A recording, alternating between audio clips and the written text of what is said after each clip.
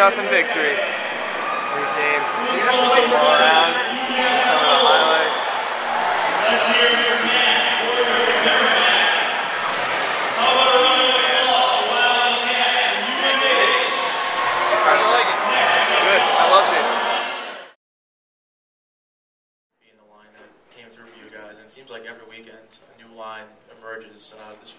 Tonight was Ben Smith's line. Can you talk about first how good it is to have that depth in your team? Just talk about what do you expect from these guys? I mean, do you expect just one line to come out there, or are you expecting anyone to come out there and play that well?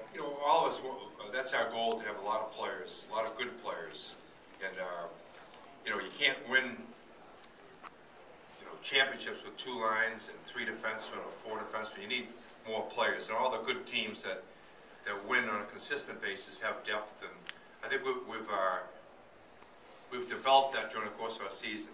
You saw 4 freshman defensemen play on a regular basis tonight, and that's in October we weren't quite sure where that would take us, but they've improved and they've got a lot more consistent.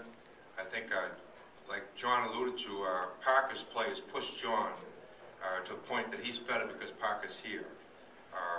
And Parker in his own way is a very fine goaltender.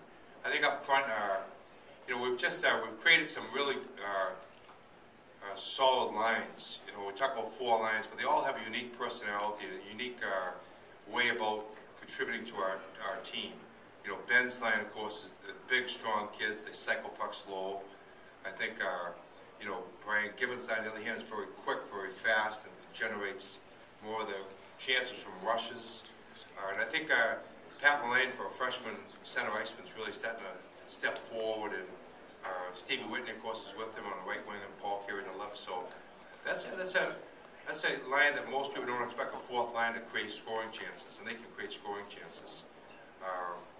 And our shutdown, really good defensive line is, of course, Matty Price's line with Barry and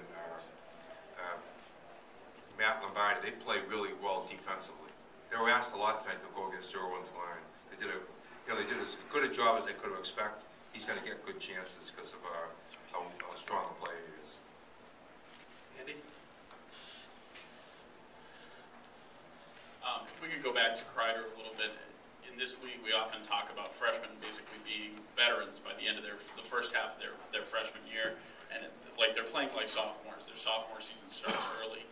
Is he even a little bit further now, the way he's playing? It seems like the way that he makes decisions, and even the shot that he took tonight, that's the kind of stuff we usually see from a junior or senior. Has he made even an extra leap?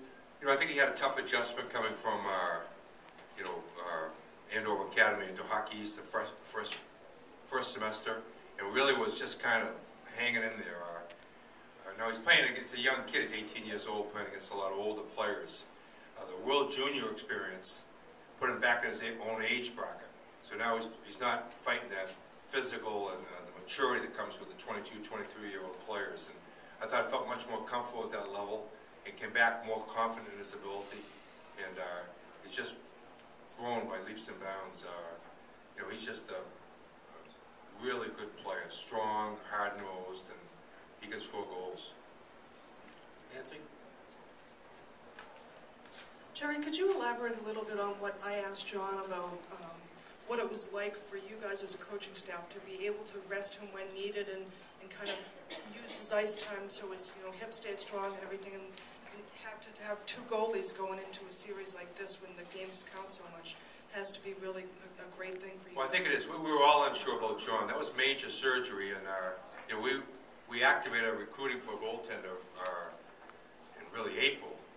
We've got to get a goaltender now when we found out about John's surgery. So I think that the ability for John to sit back and watch some games,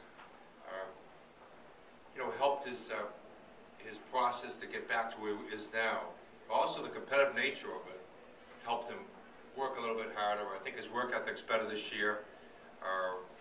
So there's a lot of pluses that Parker brought to a program. Enabled John to not get a big workload real early.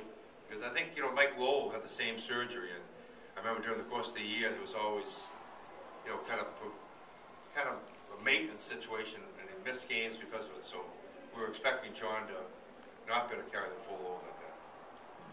Bob? Jerry, you're 8 days away from potentially going to Ford Field.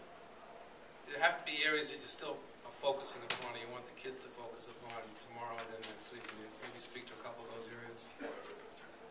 Well, we just want to get better in all areas, Bob. You know, we're not a finished product. Not many coaches are going to think that, hey, we're right where we want to be. I would think that our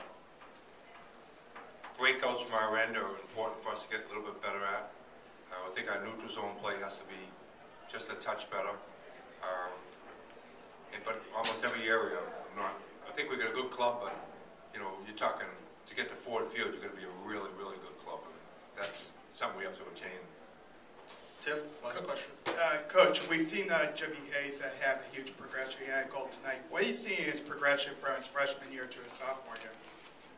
You know, his freshman year, like a lot of our freshmen, they were kind of paddling water there last year. You know, Cam Atkinson got 7 goals last year. You know, Jimmy was kind of just struggling with Hockey East, and this year they're just more confident. They're better players, but it's more confidence level they have. We're taking a team to Ricardo, so I got to get going. I want to eat some pasta yet. Coach, thank you very much, and good luck tomorrow night. Thank you. Take care.